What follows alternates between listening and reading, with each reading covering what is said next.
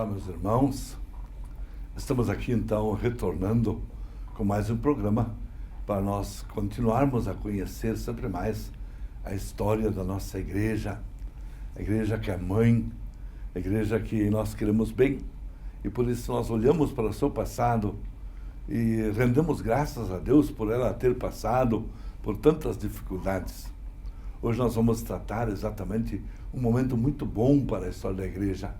É o auge da reforma gregoriana.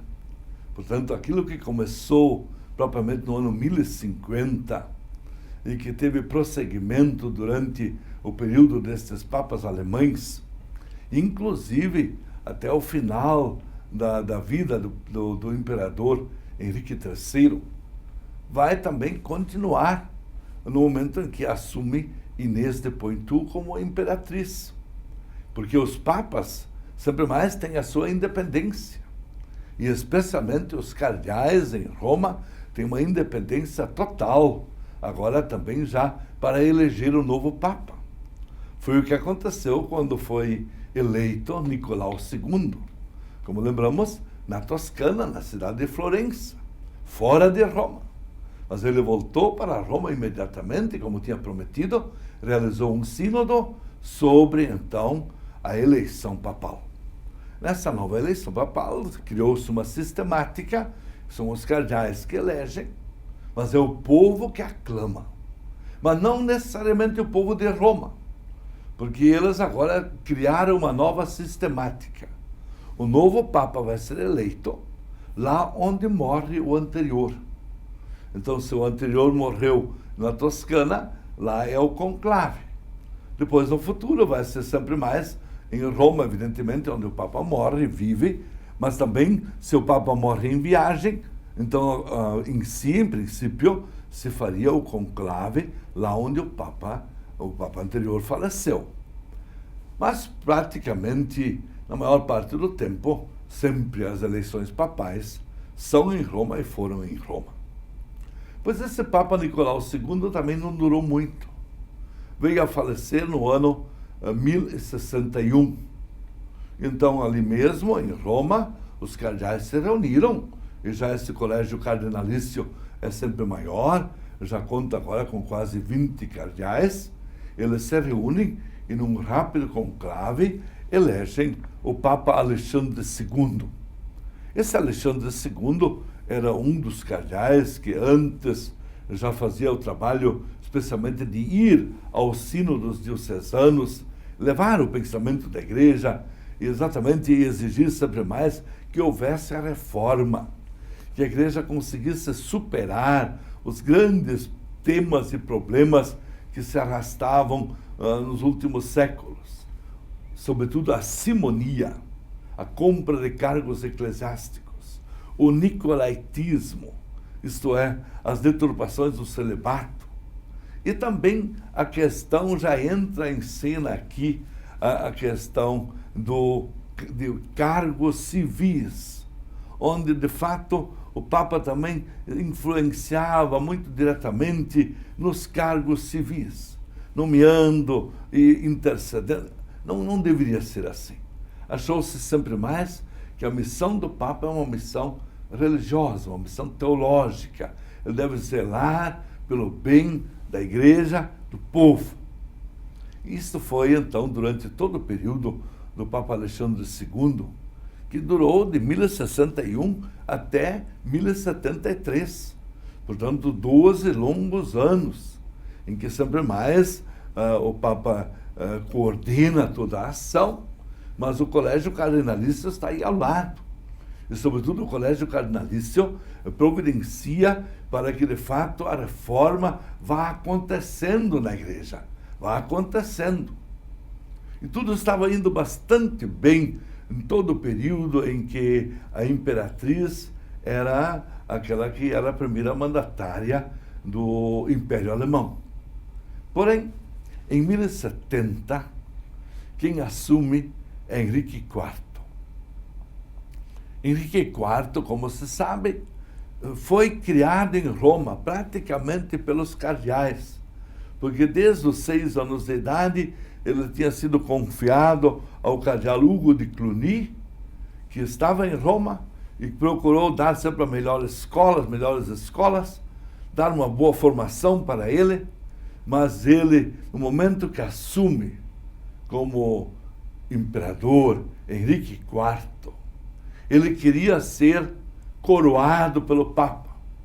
E como os papas postergavam, ele dizia, vamos ver mais adiante, você ainda é muito jovem, e assim por diante, esse Henrique IV foi pisando nos calos da igreja, com uma terrível prática, que era a prática da investidura. O que era a investidura? A investidura era o momento em que um bispo era nomeado para uma diocese, mas quem ia lá investir o bispo era o imperador. Em vez de ser um legado pontifício, em vez de ser alguém que o Papa estava mandando para um cargo religioso, não. Henrique IV pessoalmente ia lá investir o novo bispo, entregando a ele o anel e o báculo. Interessante. Exatamente o anel e o báculo.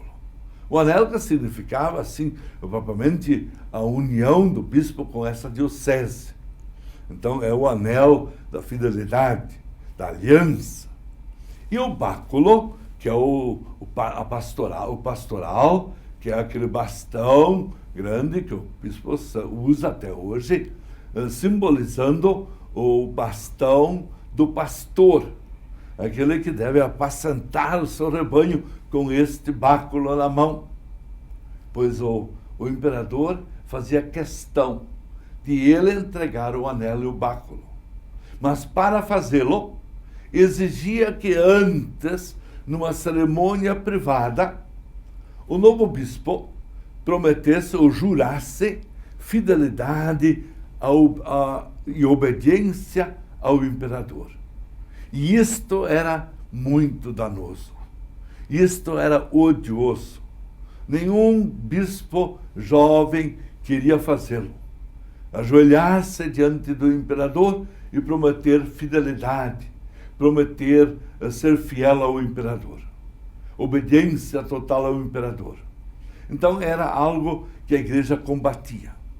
Alexandre II fez o possível, mas ele não conseguiu superar o problema. Tanto que quando ele faleceu em 1073, os cardeais se reuniram e trabalharam para eleger um papa que pudesse fazer frente a este Henrique IV. E sabe quem elegeram? Elegeram Hildebrando, exatamente um alemão que Leão IX tinha trazido da Alemanha. Já estava, assim, 20 anos em Roma. Já tinha vivido todo esse contexto maravilhoso em que ele se criou com o espírito de reforma, e ele estava à frente das grandes reformas de Alexandre II. Agora, Hildebrando é eleito Papa com o nome Gregório VII. É o Papa Gregório VII. Imediatamente eleito, o Papa se volta para Henrique IV e lhe proíbe totalmente fazer as investiduras. Diz que agora adiante quem vai investir o novo bispo é sempre o Papa ou um legado pontifício. Isso não é tarefa para o imperador. Mas Henrique IV nem deu bola. Continuou investindo. E quando o Papa nomeava um novo bispo para a Itália, para perto de Roma, pouco antes da posse, quem estava lá era Henrique IV, exigindo juramento de fidelidade, de obediência.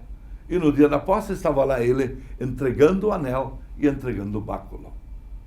Até que, em 1075, o Papa Gregório VII simplesmente excomungou Henrique IV. Ora, na compreensão do Império Alemão, um imperador excomungado perdia o cargo. Porque o cargo de imperador era, antes de tudo, um cargo religioso. Praticamente quem elegia os imperadores e quem estava assim ao lado dos imperadores eram os arcebispos de Köln, Mainz e Trier, na Alemanha. Os 3 arcebispos eleitores. Então eles eram como que da cúpula. E agora o imperador, excomungado, perdia o seu cargo. Então, eles mandaram emissários a Roma, não é possível, não podemos ter o imperador excomungado. Convidaram o Papa para vir à Alemanha, fazer um pacto de reconciliação. Não é possível, é preciso se reconciliar com Henrique IV, vamos superar essa questão da excomunhão, não pode ser assim. De fato, o Papa Gregório VII, que era também alemão, certamente gostou de uma viagem para a Alemanha, então se colocou a caminho da Alemanha. Se colocou a caminho da Alemanha, naquele tempo, pensem vocês, tudo a cavalo, no tempo do inverno, quando chegaram na Emília, isto é, perto de Bolonha, na Toscana, acima da Toscana, num frio de inverno. Lá foram acolhidos, toda a comitiva foi acolhida na casa de Matilde de Canossa. Matilde de Canossa, lembra-se, era a cunhada do antigo Papa Estevão X. E lá estava o Papa, então, se aquecendo um pouco, se reconfortando no meio do inverno. Quem apareceu? Quem apareceu em traje de peregrino, lá no meio do inverno, pé descalço, simplesmente com manto de peregrino, lá estava Henrique IV, totalmente arrependido, pedindo perdão, uma nova oportunidade ao Papa. O Papa não o quer acolher, nós vamos ver no próximo encontro o que vai acontecer em Canossa. Até lá, esperem apenas, com a bênção de Deus Todo-Poderoso, Pai, Filho e Espírito Santo. Amém.